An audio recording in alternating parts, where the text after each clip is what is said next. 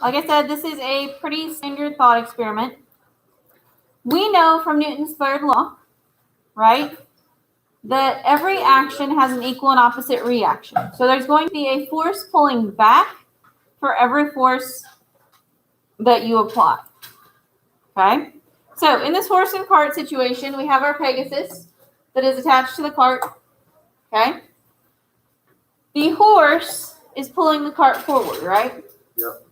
But there is an equal and opposite force from the cart pulling it backwards. Yep. How can it move? Because there are also forces moving down, and if you do the Pythagorean theorem thing, the two-dimensional vectors, because of vectors. Okay? What are the other forces? Their weights. Okay? And normal forces. Like the wings. The wings have to move. The wings. The wings, so the wings actually don't make a difference because the total force that the horse is applying to the cart is applied back on the horse. Dang it. So here's the road. I have a feeling this will be helpful in just a second. That horse is leaning in it positively. He's thinking about taking off. Very steady. It's because it has more mass and force. Mass. All right. It Horse doesn't equals accelerate. horse equals mass times acceleration. So the force of the horse on the cart has an equal and opposite force of the cart on the horse. Okay? We know that's the case. Yes. Right? So Michael said that we also have weights working on this, right? So we have the weight of the horse. The horse weight. The horse force. Well, of course it's the horse.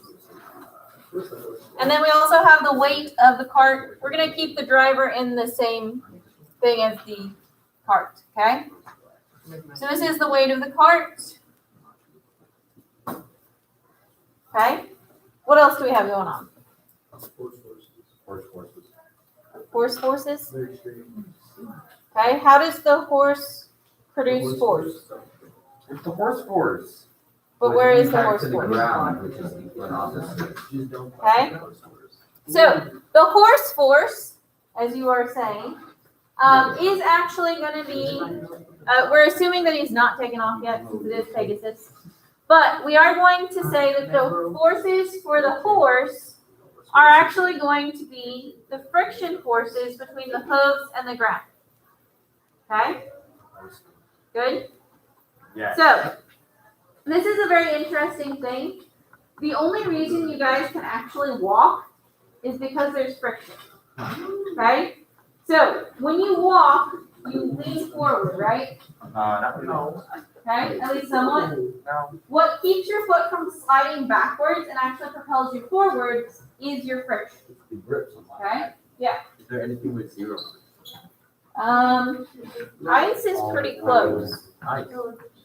but not 100% zero. Ice sliding on top of ice.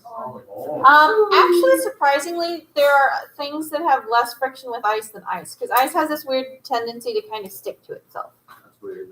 Yeah. That is a weird tendency of ice. Ice on. Wish ice would do. Ice It's metal, really polished metal. I'm trying to think of what Kind of melted. slides best on ice. I don't remember. It's probably polished metal will do fairly well, especially if it is slightly melted ice.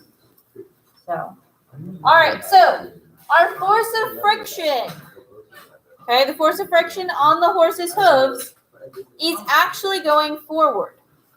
Okay, this always kind of confuses people. So I want to talk about this. The force of friction always prevents or tries to prevent something from sliding. Okay, so if we take the stapler and we slide it that way, the friction is going to go in the opposite direction of the motion, right? So if we think about the horse's hooves, if there was no friction, would slide backwards, right? So friction has to go in the opposite direction. So friction is actually pointing forward. Good? No. I need to explain that again. Okay. So think about it when you're walking. Okay? If I take a step forward and lean forward like this, without friction, what direction would my foot slide?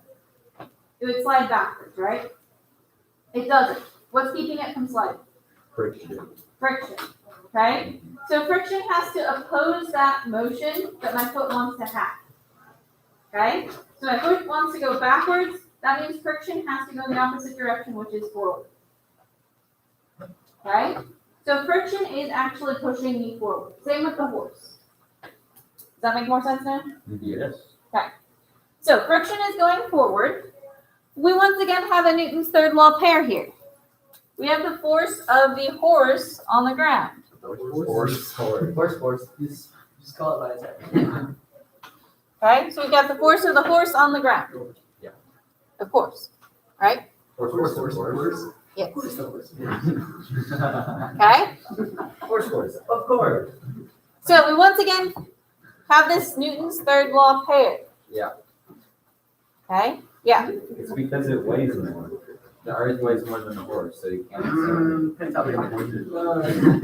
Let's not say anything too. It's also because the wheel has a lot less friction as rolling friction as I'm trying to say the weight. So we do also have the friction with the wheel. This is a good point. Let me actually go get something that has wheels so that we can have this. Go get a car. The horse has wheels. Let's go outside. Actually, yeah, I'll go get a car. Let's go see. Okay.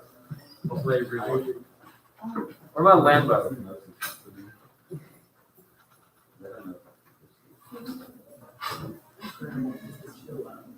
Horse. All right, I have the car.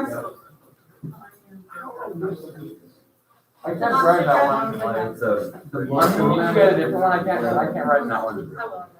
No, we're gonna use this one. All right, so we need to talk about friction with a wheel. Okay, friction with a wheel is once again going to be a little weird. Okay, so as it rolls, right, the wheel turns. Yeah. Okay. Now, once again, we're going to have to think about what would happen if the wheel were sliding. Okay, so if the wheel is just sliding and not rolling, what direction would friction be? Still backwards. It would be backwards. Because this case, we're sliding forward. Okay, so our friction here is going to be backwards.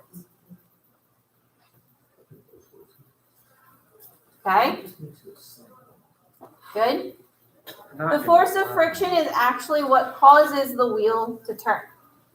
Okay, so you can think about it as it's pushing this way, the wheel's going to turn this way. We have to redraw this entire thing because everything's too close. That's cool. Yeah, these are drawings that take a lot of space, unfortunately. Okay, we do once again have the Newton's third law pair. Okay, so the wheel is going to push back this way. In the Father, Son, Holy Spirit, amen. Bless us, O Lord, and these thy gifts. We are about to receive. From My that bounty through Christ our Lord, amen. May God help us to remember the needs of the poor.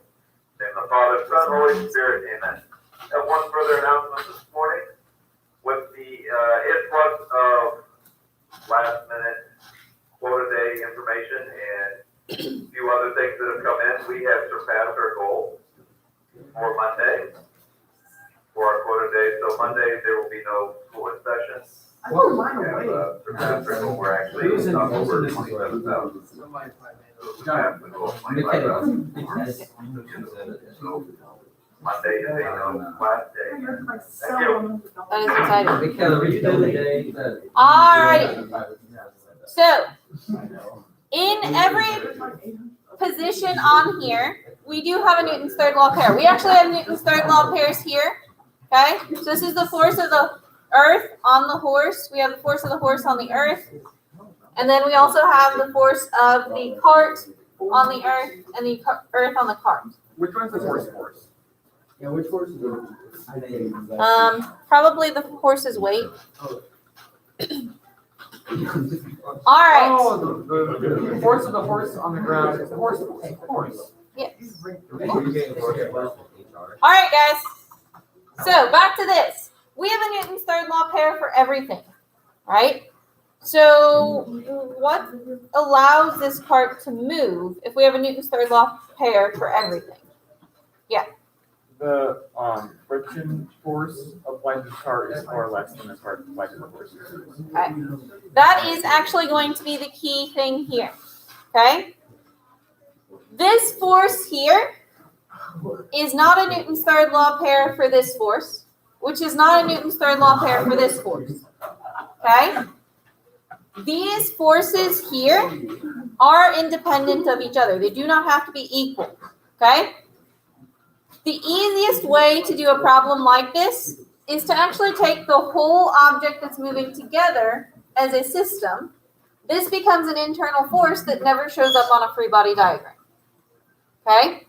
So your forces that are now important are these friction forces. We once again show up or fall into this thing where we actually have this friction force here is acting on the horse. This is acting on the ground. This would never show up on your free body diagram. Okay? So this won't show up on our free body diagram. That erased more than I thought it would. This one is on the cart. This one is on the ground. This will not show up on our free body diagram. Okay? Good? So, our system of forces, so if we draw, we can draw, do you guys want to see all three free body diagrams? The one for the horse, the cart, and then the system together? Yeah. Okay. I think we have time. How much time do we have? Yeah, we should have time. And we have like 5 minutes. Did you just disable it?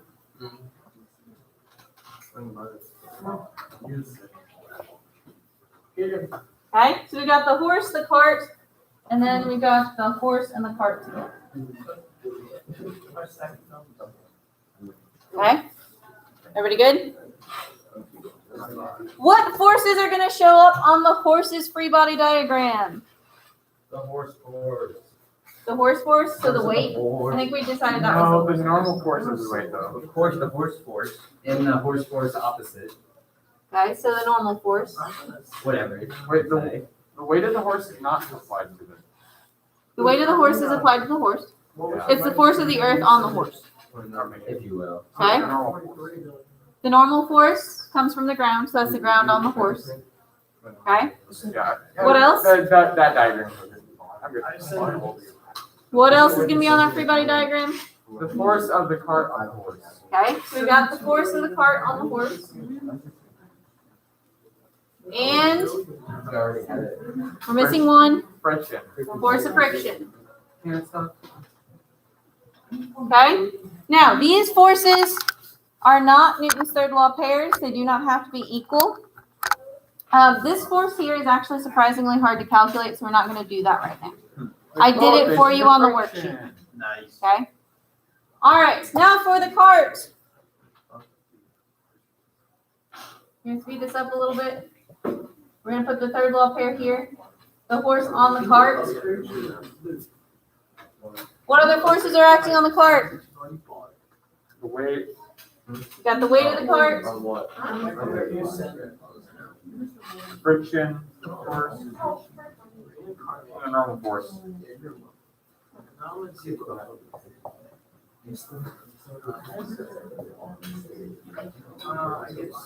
Okay? All right, so we got these two free body diagrams. Now, these two forces are equal and opposite, right? We also happen to know that this whole cart system is accelerating together because they're literally attached to each other, okay? So we can draw the free body diagram for our horse and cart system, and it actually ends up being much, much easier this way. So, we're going to label these a little bit better.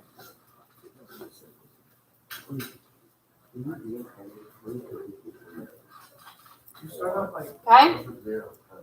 Now, we're going to have pretty much all of the same forces on here, except for these two. These two become internal forces, and we can just ignore them.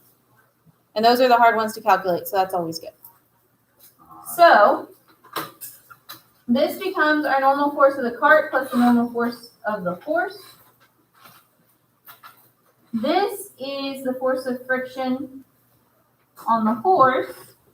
This is the force of friction on the cart. This is the weight of the cart and the weight of the horse. What if we wrote the normal force as C plus E as opposed to? You can do that. You can do that. So I did that. One thing that I do want to point out, this is going to be a helpful thing if you wrote this down for your worksheet. On the worksheet, I expect numbers because I gave you all of the numbers that you need.